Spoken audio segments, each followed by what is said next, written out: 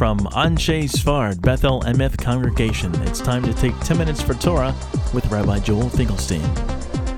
Welcome to our discussion of the counting of the Omer, the 12 steps of the 49 days. If we look at the 49 days of the Omer, we say we're counting toward the receiving of the Torah on Shavuos.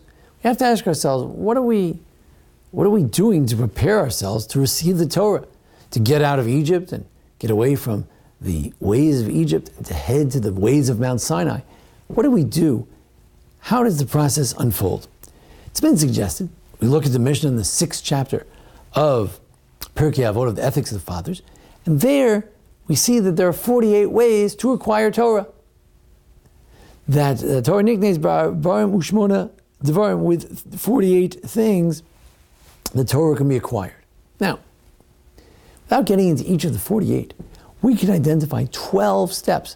12 steps within these 48 points. And it's been suggested that these 48 steps are the 48 steps plus one to get to Sinai, to get ready for Shavuos.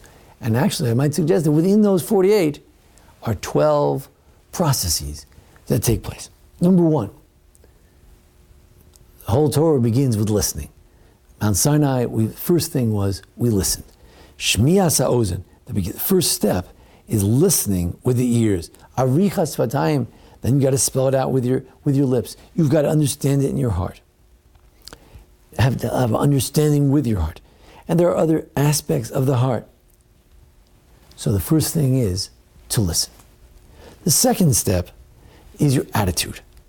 Ema, b'yira, va'anava, you have to have fear. You have to have a proper awe and respect. And also some simcha, some joy to receive the Torah, to learn Torah with simcha, with joy. Anava, to learn with modesty as well. Second step is our attitude. First step is to listen. Second step is attitude. The third step is shimush chachamim. That you can't just listen, you have to make someone your Rabbi. You have to watch what they do. You have to have diktuk chaverim, you have to rub ideas, bump ideas off of someone else. Pilpul chaverim, pilpul tamidim, maybe the students, yourself as a student, maybe you can sharpen the Rebbe, sharpen the original ideas that are being given. Yishuv, you got to sit. There are ways in which you've got to get this material, the Torah learning done, and it begins with shimush tamid chachamim, of observing others, making someone your Rebbe.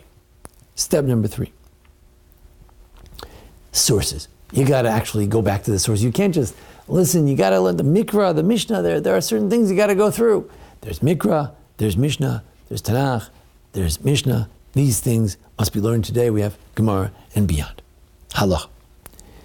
Then there's a question of what we shouldn't be doing. Miut.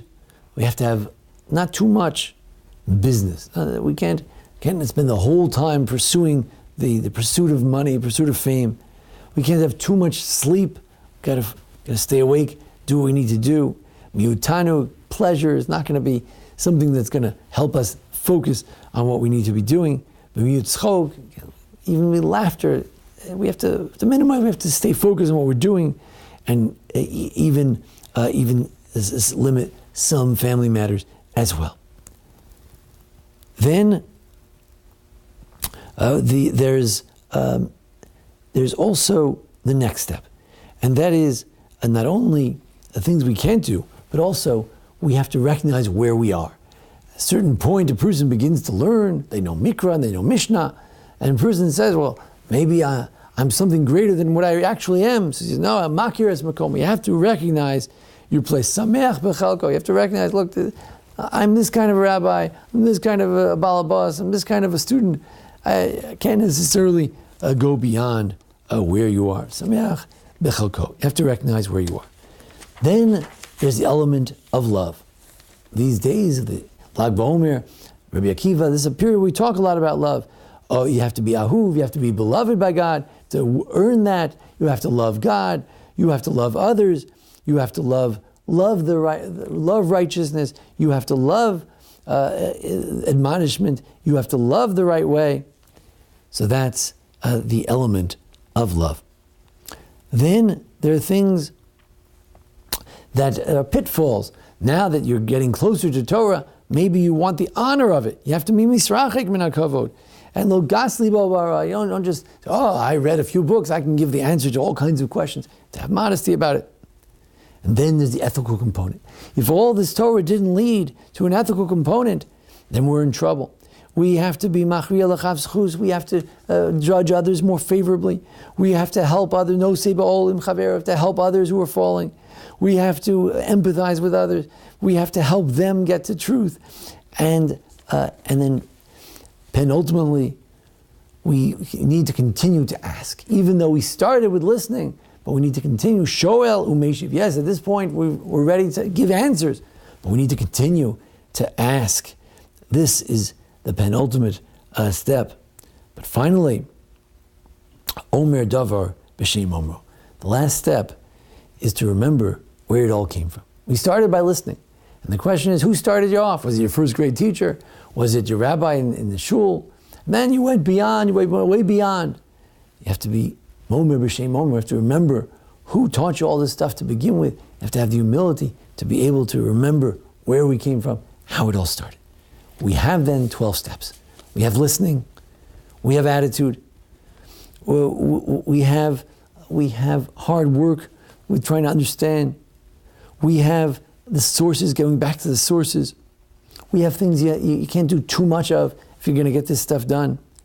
We have the element of attitude, a good heart. You need to believe in the rabbis, to accept our lot.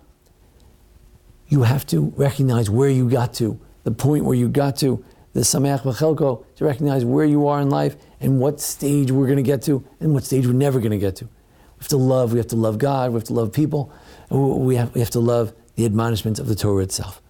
And then as we reach higher and higher, we have to avoid pitfalls of honor, pitfalls of thinking we have all the answers.